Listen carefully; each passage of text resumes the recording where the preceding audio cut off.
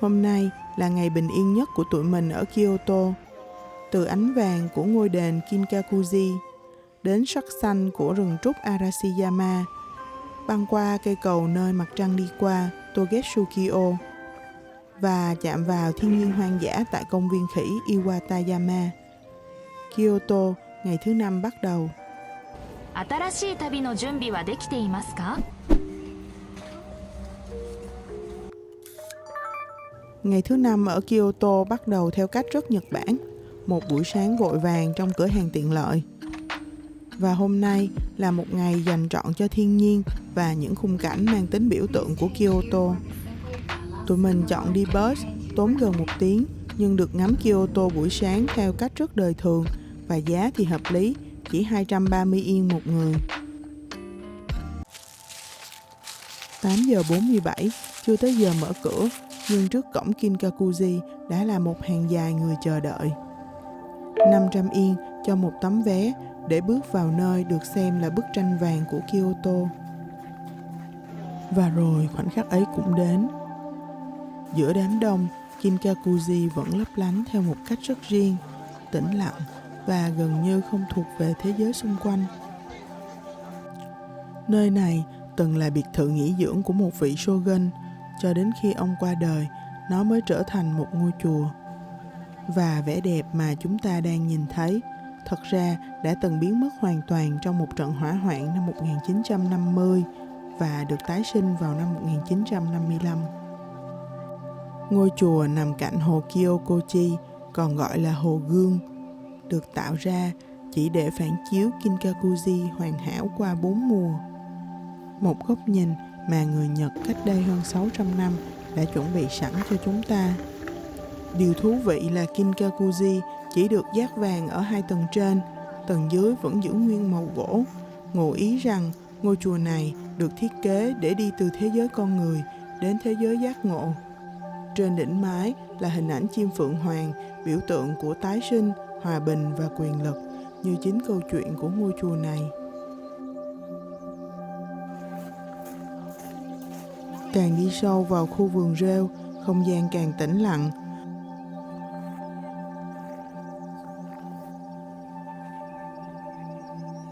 Một hòn đá hình cá chép nằm trước dòng thác nhỏ, giống như một con cá vẫn đang trên hành trình vượt vũ môn. Và có lẽ hành trình của con người cũng vậy, dù là tu hành hay cuộc đời, đều cần thời gian và rất nhiều kiên nhẫn. Sekati mang ý nghĩa quán thưởng thức vẻ đẹp buổi chiều, được xây dựng sau Kinkakuji hàng thế kỷ, chỉ để làm một việc rất đơn giản là ngồi xuống, uống trà và ngắm chùa vàng vào lúc đẹp nhất trong ngày.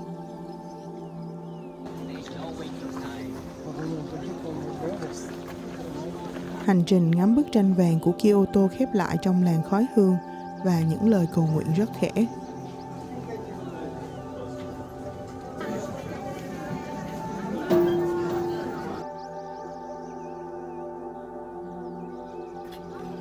Rồi, sao cho kêu á? Yeah.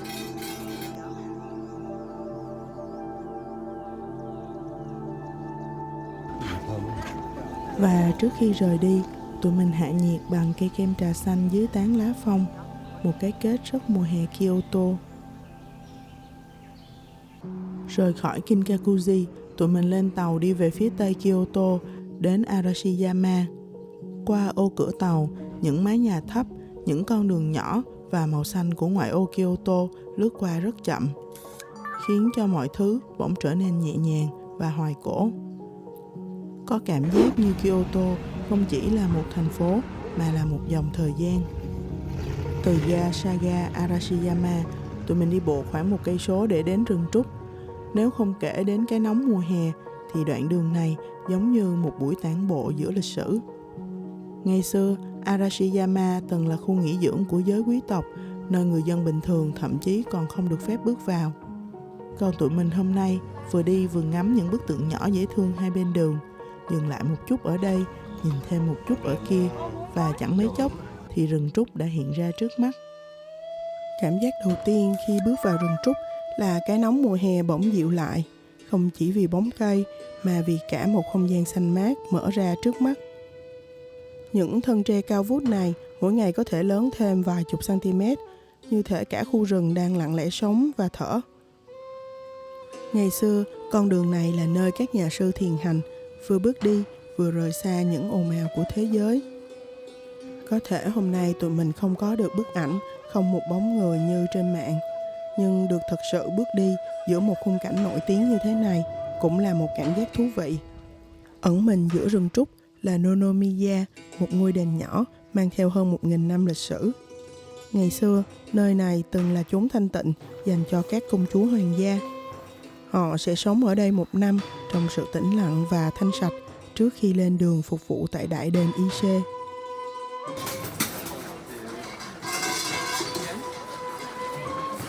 Ngay cổng chính, bạn sẽ thấy một chiếc cổng torii bằng gỗ còn nguyên lớp vỏ, là biểu tượng cho sự tinh khiết. Và dù thời gian đã trôi qua hơn 1 thiên niên kỷ, nơi này vẫn giữ được một cảm giác tĩnh lặng rất riêng.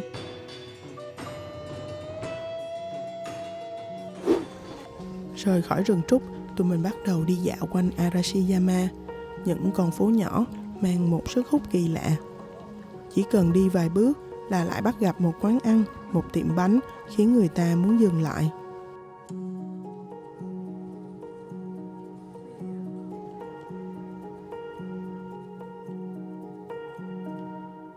Và cuối cùng, tụi mình quyết định dừng chân cho một bữa trưa khoảng 2.500 yên một phần. Là 4 người, chia 3 phần là 84, 70. Có lẽ vì đây là khu du lịch nổi tiếng của Kyoto nên mức giá cũng du lịch một chút. Một tí rau, Nước tương, rau, mayonnaise, canh, cái rau này, cơm. rau bổ. Nhưng sau một buổi trưa đi bộ khá nhiều và dưới cái nắng mùa hè thì bữa ăn này lại ngon theo một cách rất đáng nhớ. Và đôi khi một bữa ăn ngon nhất chỉ đơn giản là bữa ăn đúng lúc. Sau khi no bụng thì lại tiếp tục lang thang khám phá Arashiyama. Và tụi mình vô tình lạc vào một nơi rất đặc biệt, Kimono Forest. Hơn 600 cột trụ được bọc trong những họa tiết kimono lấy cảm hứng từ các mẫu vải hơn 300 năm tuổi. Và tất cả lại nằm ngay trong một nhà ga hiện đại, một cách rất Nhật Bản để giữ lại truyền thống mà vẫn khiến nó trông hoàn toàn mới. Đây là Togetsuki-o, nghĩa là cây cầu nơi mặt trăng đi qua. Cái tên này được đặt từ thời thiên hoàng Kameyama trong một đêm ông ngắm trăng ở đây. Hôm nay tụi mình đến vào giữa trưa, không có trăng, chỉ có nắng cuối hè và dòng sông Katsura chảy rất chậm. Nhưng đứng ở đây vẫn dễ hiểu vì sao nơi này đã được yêu thích suốt hơn 1.000 năm qua. Có những cây cầu để đi qua, còn Togetsuki-o dường như được sinh ra để người ta đứng lại một chút. Và từ đây, nhà mình tách team, 3 cha con quyết định leo núi gặp khỉ, còn mình chọn một hành trình khác, nhẹ nhàng hơn.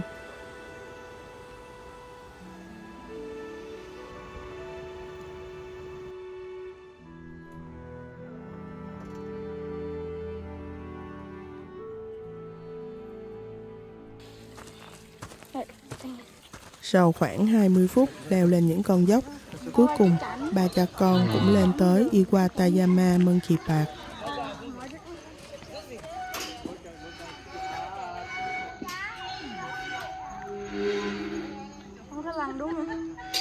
Phần thưởng không chỉ là view toàn cảnh Arashiyama từ trên cao, mà còn là cuộc gặp gỡ với hơn 100 cư dân của ngọn núi này.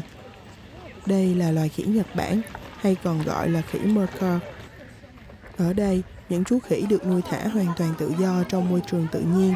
Chúng đi lại, chơi đùa và thỉnh thoảng còn tò mò quan sát ngược lại con người.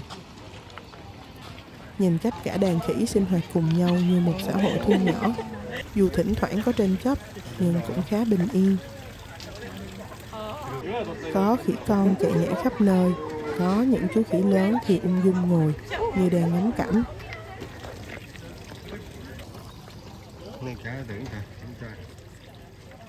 Mỗi ngày vẫn có những vị khách tham quan tìm đến nơi này, nhưng rồi cũng rời đi rất nhanh. Chỉ có đàn khỉ ở lại, sống những ngày rất bình thường giữa núi rừng và bầu trời rộng lớn. Trong lúc team trên núi đang bận làm bạn với những chú khỉ thì mình chọn dừng chân ở một quán cà phê nhỏ dưới chân núi. Một ly matcha đá và món frozen pudding Kyo Katarana mát lạnh. Ngồi nhìn cô chủ quán chậm rãi pha nước, ánh sáng tràn qua khung cửa sổ, hàng cây đung đưa ngoài kia. Có những khoảnh khắc khi đi du lịch, không cần làm gì nhiều, chỉ cần ngồi yên một chút và để Kyoto trôi thật chậm.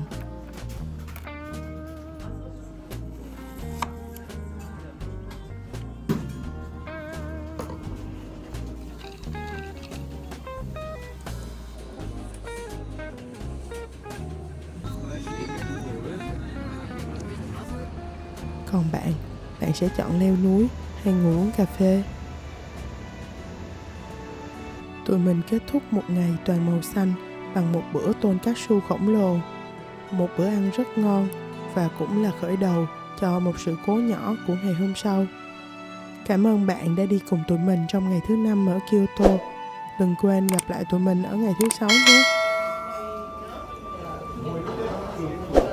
また近いうちにお会いしましょう。 Những cánh cổng torii đỏ rực giữa rừng xanh, một sự cố nhỏ bất ngờ cắt ngang hành trình. Và thêm một ngày ở Kyoto vẫn đầy ắp những kỷ niệm, nhưng theo cách rất riêng.